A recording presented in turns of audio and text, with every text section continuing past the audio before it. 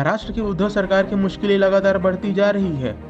पहले से अनिल देशमुख प्रकरण में फंसी महाविकास आघाड़ी सरकार को पूर्व पुलिस अधिकारी सचिन वजे के पत्र ने पूरी तरह बैकफुट पर ला दिया है।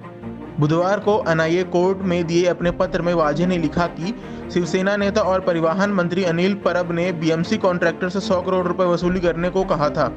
इसी के साथ पूर्व गृह मंत्री अनिल देशमुख पर पुलिस विभाग में वापसी के लिए 2 करोड़ रुपए मांगने का आरोप भी लगाया। लेकर गुरुवार को केंद्रीय मंत्री प्रकाश जावड़ेकर ने प्रेस को संबोधित किया।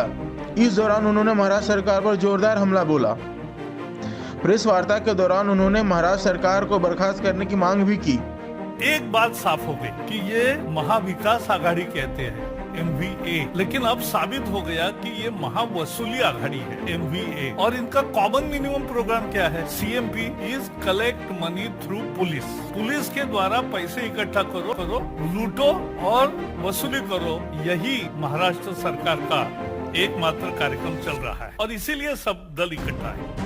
दुनिया में सब प्रकार लोगों ने देखा, लेकिन पुलिस ही बम रखती है ये कभी नहीं देखा। ये भी मुंबई ने देखा कि पुलिस ही गाड़ी जिसकी चोरी हुई है ऐसी कंप्लेंट है वो ले जाते हैं, उसी में बम रखते हैं। तो पुलिस को बम रखते हैं पहली दफा देखा। फिर जिसकी गाड़ी थी उसकी हत्या होती है। हत्या किस इरादे से हुई वो तो अब सामने आएगा। फिर सचिन वाजे का पत्र आया। पत्र में तो कोर्ट को दिया है और उसमें तो जो आरोप लगे हैं वो बहुत ही संगीन है। महाराष्ट्र के गृह मंत्री के बारे में उसमें लिखा है कि 1650 बार और रेस्टोरेंट से 3-3, साढ़े 3 लाख रुपए वसूल करने का उन्होंने उनको बताया। सो Shiv Sena and this government needs to answer many questions कि आपका कॉमन मिनिमम प्रोग्राम क्या है, लूट के सिवाय आपके यहाँ क्या चल रहा है। और इस लूट के लिए अगर आप सत्ता में आए हैं तो जनता को भी अपनी ताकत दिखानी पड़ती है। आप समझ लीजिए ये अलायंस चुनाव में जीतकर नहीं आया है।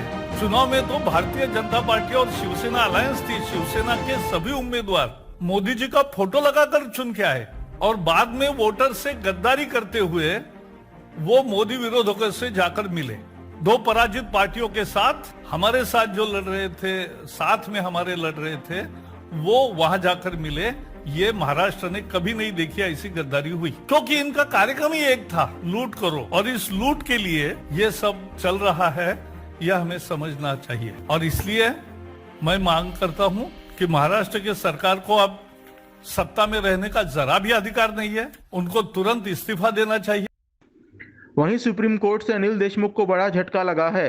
बॉम्बे हाई कोर्ट द्वारा दिए सीबीआई जांच के आदेश के विरुद्ध दायर याचिका को अदालत ने खारिज कर दिया।